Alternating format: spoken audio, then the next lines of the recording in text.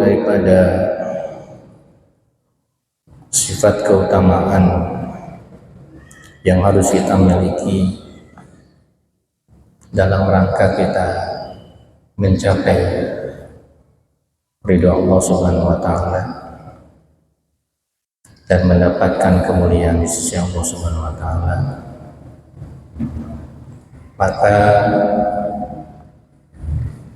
sifat yang disikapi oleh kita ini ada 10 macam. Yang pertama adalah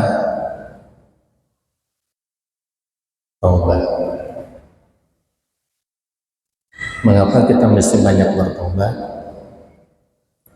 Karena kita adalah manusia yang bukan malaikat, yang diciptakan oleh Allah Subhanahu wa Ta'ala di samping makhluk yang paling sempurna, yang disertai dengan akal, sehingga dengan akal tadi itu dapat membedakan mana yang benar dan mana yang salah, mana yang manfaat dan mana yang mazharat. Akan tetapi juga manusia dihinggapi oleh apa yang dinamakan hawa nafsu, di mana hawa nafsu ini bersarang menempati di dalam kolbu kita. Pada pelajaran sebelumnya kita telah membicarakan bahwa hati kita yang menjadi sumber daripada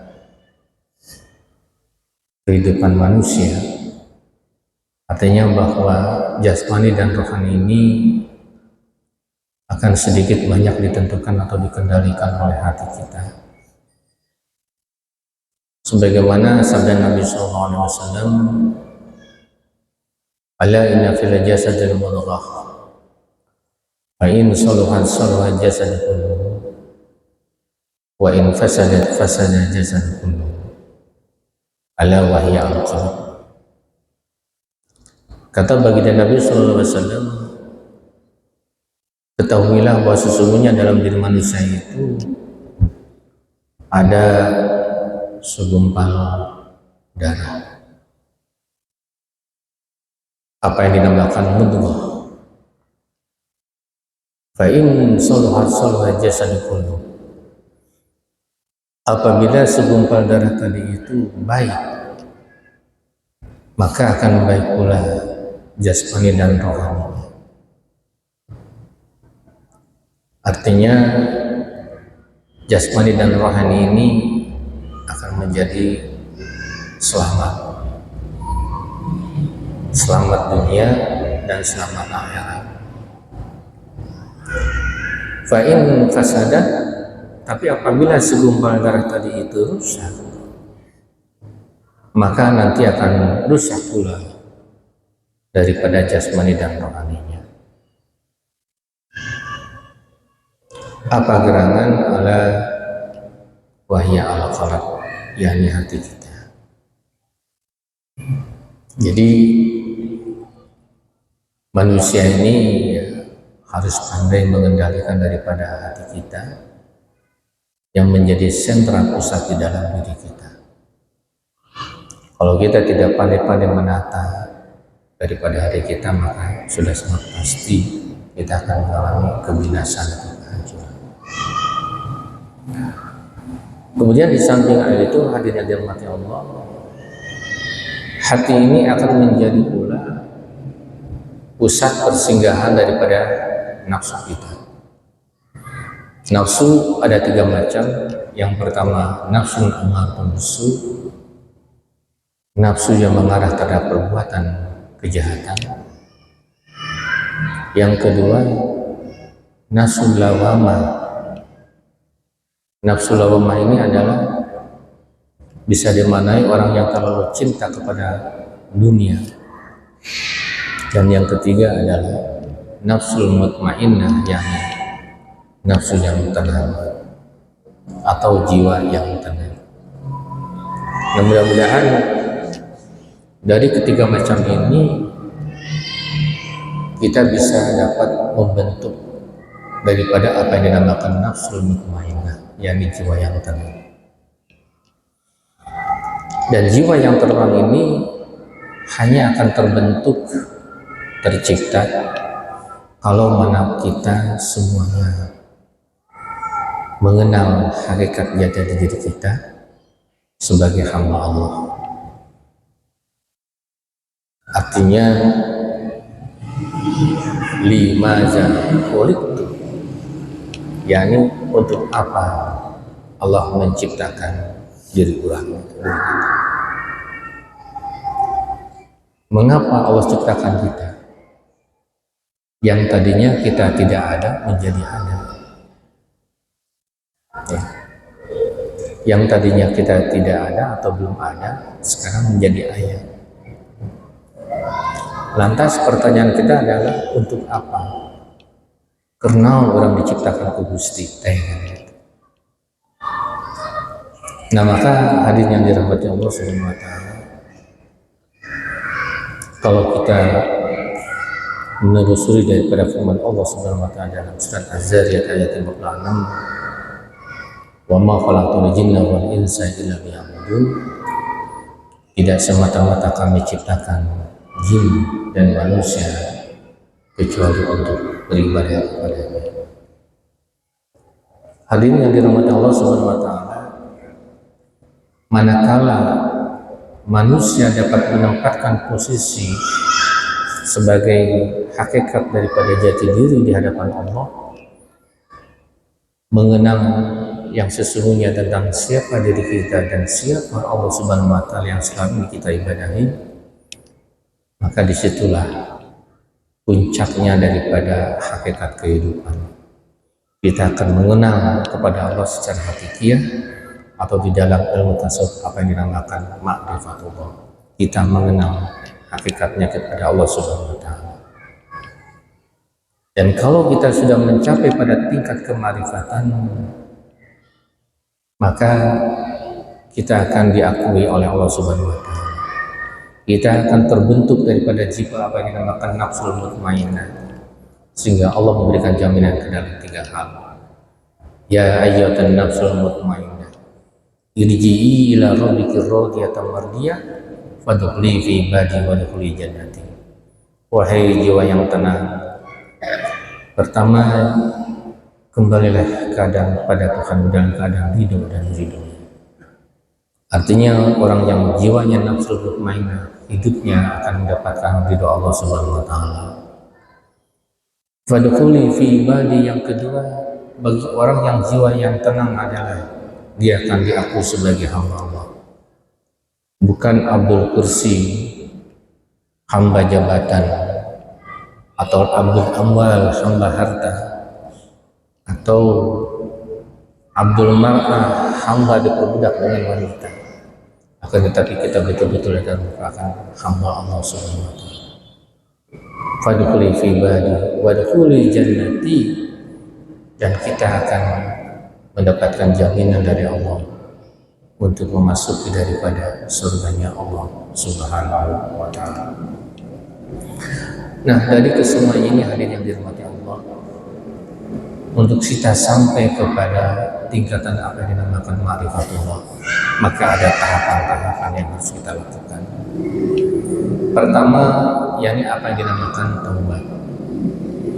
Taubat itu dari kata taba yatubu taubatan, artinya kembali ya, kepada fitrahnya, kepada kesuciannya, dimana bahwa manusia ini kita sadari tidak luput daripada perbuatan noda dan dosa, tidak luput daripada perbuatan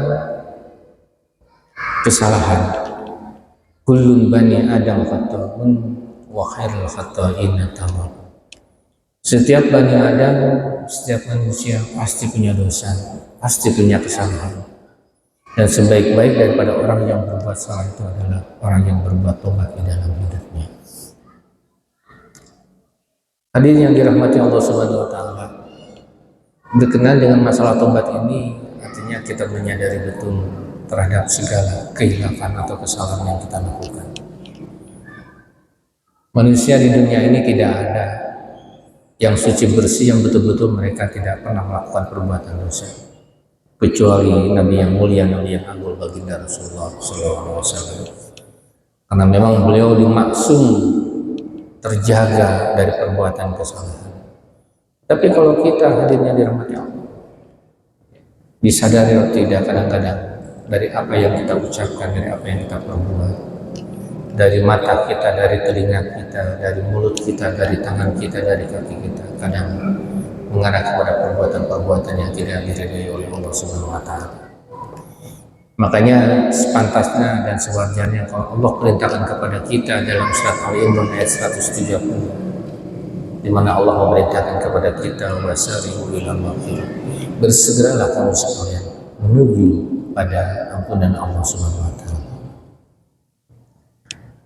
Hadirin yang dirahmati Allah Subhanahu wa Ta'ala, dalam surat Ali Imran ayat 135 sampai dengan ayat 136, Allah berfirman, wallazina idza fa'alu fahishatan aw dhalamu anfusahum zakarullah fastaghfiru lidzunubihim wa may yaghfiru dzunuba illallah wa lam yusirru ala ma fa'alu hum ya'lamun. Adapun orang-orang yang apabila mereka melakukan suatu perbuatan yang fahish, perbuatan fahish itu adalah perbuatan yang manakala dia lakukan itu menyebabkan orang lain rugi. Seperti kita menzalimi orang lain, ya, berfitnah, mengadu domba, menyakiti hati orang lain dengan ucapan atau dengan perbuatan, atau melakukan perbuatan zina. Zina itu ada macamnya, ada zina mata, ada zina hati, ada zina daripada yang dilakukan oleh tubuh kita, zina tangan, ada yang zina farji dan sebagainya. Nah, itu adalah perbuatan farji, perbuatan yang dinamakan fahish. Fala taqrabu zina innahu kana fahisyatan. Janganlah kamu mendekati perbuatan zina karena sesungguhnya perbuatan itu adalah perbuatan yang fahish, yang keji. Au dhalamu anfusahum, atau kita berbuat dolim terhadap diri kita sendiri. Berbuat dolim terhadap diri kita sendiri itu seperti apa? Apakah badan kita ini awak kurang ditakonan, pukulan gitu ya, ditinggangan? Bukan. Tetapi yang dimaksudkan dengan audolamu al-fusab itu adalah manakala dia tidak sholat, tidak jaga, tidak berpuasa, dan tidak mau berhaji, melanggar kepada perintah Allah, itu sama halnya dengan dia berbuat dolim terhadap diri sendiri. Orang lain enggak rugi. Kalau perbuatan fahish orang lain rugi, tapi perbuatan dolim terhadap diri sendiri itu seperti halnya kita tidak sholat, tidak zakat, tidak puasa, yang rugi siapa? Adalah diri kita. Walaupun pada hakikatnya dengan kita tidak sholat pun juga sebetulnya orang lain bisa rugi karena akibat ulah kita nggak sholat. Kenapa?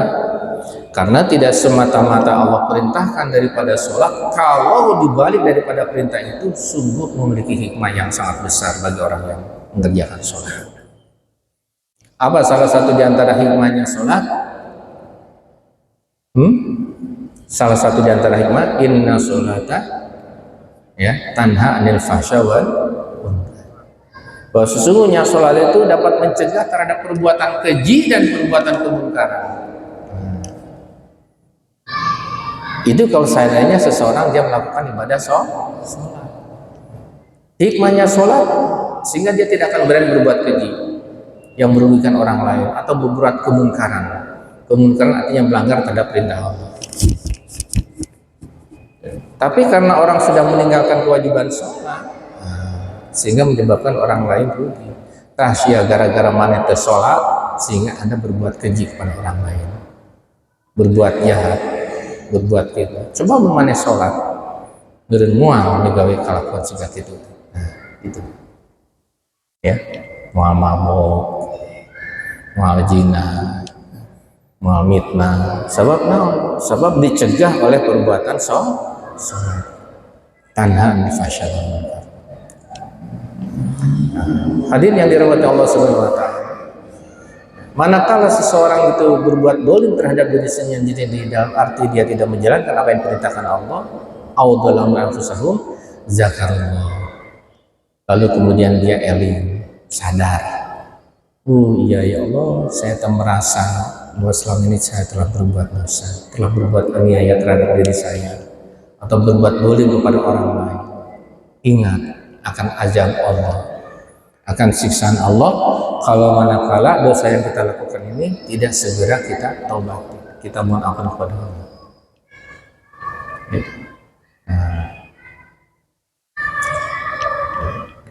Zakarullah fastaghfaru lidunubihim. Ingat kepada Allah, ingat akan azab siksaan Allah kalau manakala perbuatan dosa itu tidak terampunkan. Fastaghfaru lidunubihim, lalu kemudian dia memohon ampun kepada Allah Subhanahu wa taala atas segala dosa yang dia lakukan. Wa may yaghfiru dzunuba illallah, karena tidak ada lagi yang bisa dapat memberikan ampunan kepada dirinya kecuali Allah Subhanahu wa taala. Walam yusirru ala ma fa'alu wa hum ya'lamun. Ya, dan dia tidak mengulangi atas perbuatan dosa tadi itu karena dia sudah tahu bahwa itu adalah perbuatan yang dilarang oleh Allah Subhanahu wa taala. Jadi orang yang taubatan nasuha itu, hadirin yang dirahmati Allah, adalah orang yang betul-betul taubat, ya. Dan dia tidak akan mengulang lagi atas perbuatan dosa itu karena dia tahu bahwa perbuatan itu adalah perbuatan yang dilarang oleh agama, oleh Allah Subhanahu wa taala. Kasara mah cadu aing rek digawe dosa dia. Ya. Nah, kita harus memiliki sikap seperti itu, ya. Nah, tidak mau berdorim kepada orang lain, tidak ingin berfitnah dan sebagainya. Nah, itu yang pertama, apa yang dinamakan taubat. Lalu yang kedua, hadirin yang dirahmati Allah Subhanahu wa taala, yakni sikap daripada zuhud, atau dalam bahasa Arabnya az-zuhud. Al-zuhud ini adalah a'radu, ya, anil amwali dunia. Orang yang juri itu orang yang senantiasa dia berpaling dari perkara hal yang bersifat harta dunia. Tahu bahwa orang yang cinta dunia ini adalah merupakan sumber daripada malapetaka. Hubbud dunya ra'sun ala kulli khati'ah. Orang yang cinta dunia itu menjadi sumber daripada dosa. Kenapa orang dia sampai berani berbuat manipulasi, berbuat korupsi? Ya, karena dia saking terlalu cintanya kepada dunia, sehingga dia menghalalkan daripada segala cara. Sehingga orang yang cinta dunia ini ya betul-betul sangat dikecam oleh Allah Subhanahu wa taala. Dalam surat At-Takasur, alhaakumut takasur hatta zurtumul maqabir kalla sawfa ta'lamun summa kalla sawfa ta'lamun kalla law ta'lamuna ilmal yaqin la tarawunnal jahim. Alhaakumut takasur, celakalah bagi orang yang takasur, orang yang selalu menghimpun-himpun harta. Ya. Dia bekerja, berusaha dari pagi sampai sore, yang dia cari, yang dia kejar adalah harta untuk memperoleh uang sebanyak-banyaknya. Orang yang cinta dunia ini diberikan warning, peringatan oleh Allah Subhanahu wa taala. Karena dengan kalimat ucapan kata Allah kalla. Apa itu artinya kalla? Sekali-kali jangan kau lakukan. Saufa ta'lamun, karena nanti kamu akan tahu akibatnya. Kalla saufa ta'lamun, sekali-kali jangan kau lakukan akan hal itu, karena nanti kamu akan tahu akibatnya. Kalla law ta'lamuna ilmal yaqin la taruna jahim. Allah memperingatkan lagi kepada kita, jangan sekali-kali kau lakukan. Karena kalau kamu ingin tahu law ta'lamuna ilmal yaqin yang didasarkan kepada ilmu yakin, tafsiran daripada ilmu yakin ini sebagian para ahli mufassir memaknai kalau manakala dia sudah sampai kepada apa yang dinamakan sakaratul maut. Sebab namun di mana orang sakaratul maut mah segala sesuatunya Allah perlihatkan kepada kita. Dalam surat Al-Waqiah, fa idza balaghatil qulub wa hina idzin antum tanzurun. Manakala ruh sudah sampai dengan tenggorokan, pelemah di saat waktu kita dicabut nyawanya, ruhnya oleh malaikat Ijrail, malakal maut, malaikat sisa bernyawa. Manakala sampai dengan tenggorokan, maka disitulah dia akan tahu melihat. Wa hina idzin antum tanzurun, maka akan kamu lihat apa? Alam kehidupan akhirat. Apa yang Allah perlihatkan ketika waktu sakaratul maut? Dua tempat, antara neraka atau surga sebagai tempat pengembaliannya. Nah, bagi orang yang cinta harta, cinta dunia, ketika sakaratul maut, la taruna jahim, maka engkau nanti akan melihat bagaimana dahsyatnya daripada api neraka. Ketinggali tanggal bebelah ke sakaratul maut, neraka sebagai tempat pengembalian nanti dia di hari kiamat. Gusti kita teh naon teh neraka kersaka kertan korak sia buat kamu. Hanya di situ muncullah rasa penyesalan atas kehidupan dirinya. Nya anu teuing aing baheula hirup di dunia loba ngagugul kana harta. Deui ka poho teu disisikeun keur fakir miskin yatim piatu bagi kaum duafa. Dia lupa bahwa harta yang dia peroleh itu adalah ada hak daripada orang-orang fakir miskin di situ. Ya, sebagian daripada harta yang dia miliki tidak besar, hanya 2,5% dari penghasilan yang kita dapatkan. 2,5% itu seberapa bagian? 1/40 bagian. Tuh. Lamun di mana orang boga gaji 4 juta ya, itu 2,5% sabarang 1/40. Berarti dina 4 juta di dinya teh aya 40.000. 2,5% kan 1/40 bagian. Dibagi 40 sabarang 25.000 nya. 25.000 kan seperempatnya pagi. Nah di situ ya, bahwa di antara harta yang kita miliki, yang kita peroleh itu ada hak yang harus kita sisihkan, yang harus kita keluarkan bagi yatim piatu atau fakir miskin atau kaum duafa. Hadirin yang dirahmati Allah Subhanahu wa taala. Nah, tapi itu pun juga perlu kami tegaskan, kalau seandainya itu mencapai haul itu 1 tahun dan memiliki batasan minimal pendapatan. Batasan minimal pendapatan teh kumaha hitungna? Nah, orang periogi terangnya nilainya ngitangna teh nyaeta 96 gram emas.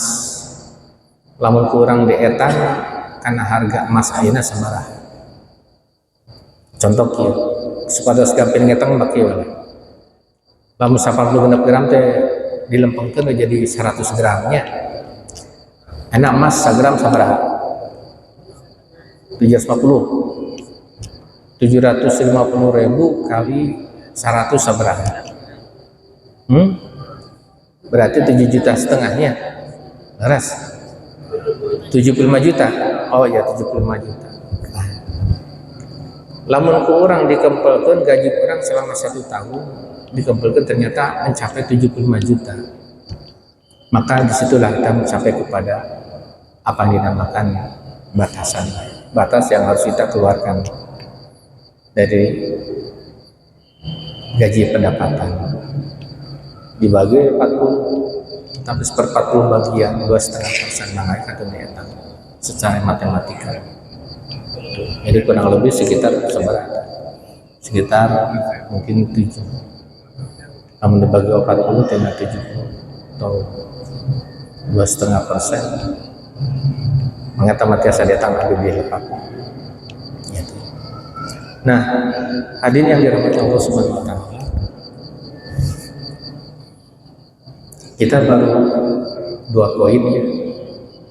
Yakni sifat zuhud. Jadi zuhud intinya itu artinya apa tadi? Kita mengenyampingkan kepada hal-hal yang bersifat harta dunia. Artinya dunia ini bukan menjadikan tujuan utama dalam hidup kita.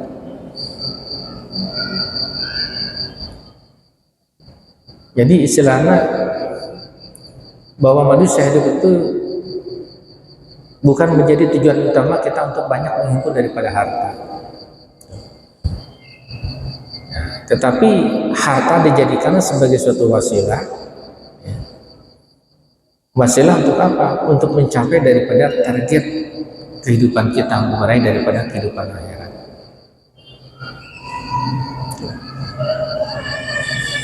Jadi dengan melalui harta itu justru jadikan sebagai wahana atau sarana untuk mencapai daripada tujuan hidup kita itu tadi, yakni kebahagiaan daripada kehidupan akhirat. Nah, jadi sifat zuhud ini menempatkan harta itu hanya sampai ada batas dalam genggaman tangan saja, ulah dibawa-bawa ke harta.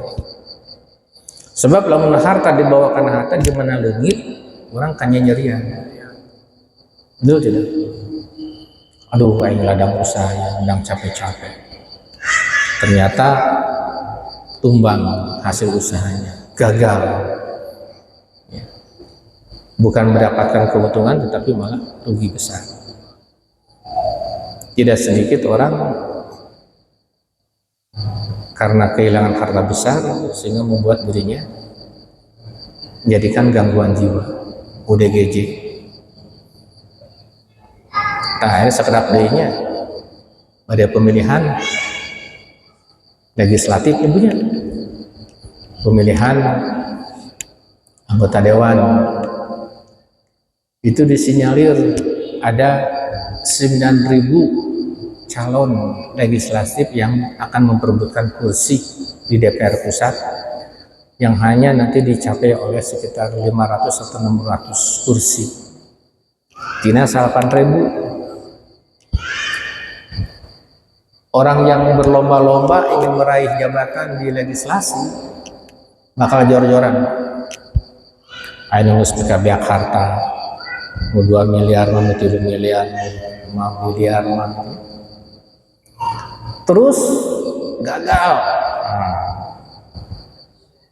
Aduh, ya kumaha. Ayo ngesludes 4 miliar makanya duit ya teteh di mana? Tina hasil ada ngajual imah, tapi ngajual tanah. Tina hasil ada menang nginjem, ngaburakeun imah ka bank. Ternyata gagal, akhirnya lang-lang ling-ling. Itu yang tadi dikategorikan sebagai orang yang cinta terhadap jabatan. Manakala dia tidak teraih daripada jabatan atau harta benda, maka dia akan jadi lang-lang ling-ling. Lieur tadi dia. Rumah sakit jiwa sudah akan mempersiapkan bagi calon legislasi yang gagal akan terkena daripada gangguan jiwa. Walawah waluhu. Ada kasus kejantenan kan, anu gagal tidak. Ya,